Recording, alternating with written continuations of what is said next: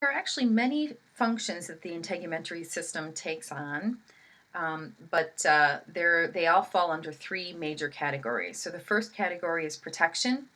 The idea of protection includes chemical barriers, which include secretions, such as the ones we discussed in the previous video.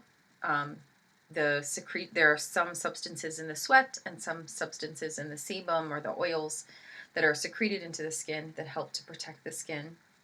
But melanin is also considered is a chemical barrier, and acidity. So chemical barriers include secretions, melanin, and then the natural acids that are secreted, for example, with your sweat. Physical barriers include the keratinocytes and also those glycolipids that are secreted that help to waterproof the skin. We consider this the brick and mortar of your epidermis.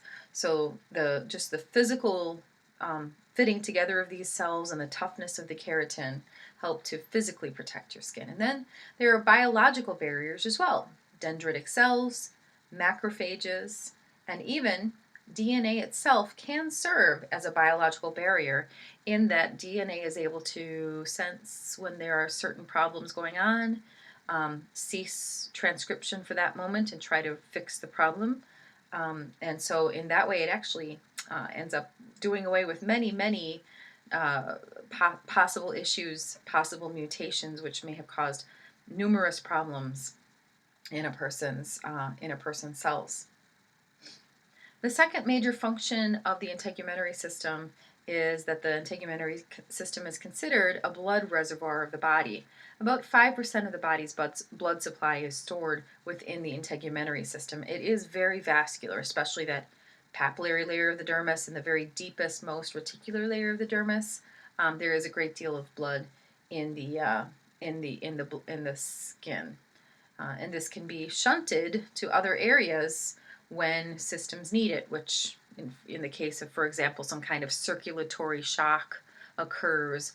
Oftentimes a person's face is drained of blood as a natural consequence. And the reason why a person suddenly starts to appear white is that their blood reserves are starting to be shunted somewhere else. A third type of function is body temperature regulation. Now, it's important to note that the core is always protected.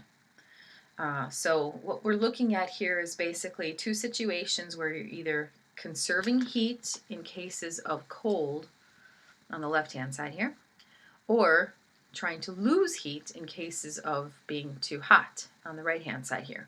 One of the things to note is that the core and the head is always exactly the same temperature. If you're measuring temperature, basically this stuff is always going to be exactly the same, whether it's cold outside, like here, or whether it's hot outside, like here. However, what changes is the surface of the skin, and also you'll notice the hands, and you don't see them, but the feet also will change quite a bit. So a lot of heat is going to be tried to be released from these regions when when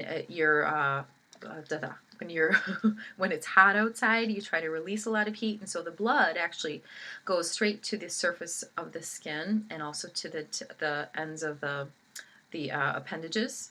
But when it's cold outside, you actually want to preserve heat within your core, so you try actually not to send any kind of blood to the surface of the body, and especially not to the tips of the appendages. And that's why they're so frequently the victims of frostbite, because they simply do not have the blood supply to continue to warm themselves. The body is very concerned about the core, all the internal organs, the reproductive organs, the digestive organs, the brain, of course, the heart and the lungs. These are really most important for survival. So if the hands suffer a loss, that's just the consequence of trying to keep the core very, very warm. So when the body temperature rises, your dermal blood vessels will dilate. You'll send more blood through the dermis, and you will send more blood to the surface of your skin. You see, going right to the papillary layer up here. The sweat glands will be stimulated, and the evaporation of sweat from the skin helps to dissipate the body heat.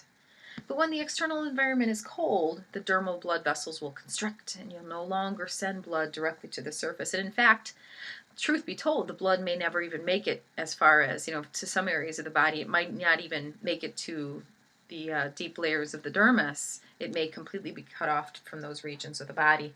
So if the dermal blood vessels constrict, they undergo vasoconstriction, the blood will then bypass the skin and the epidermis will cool.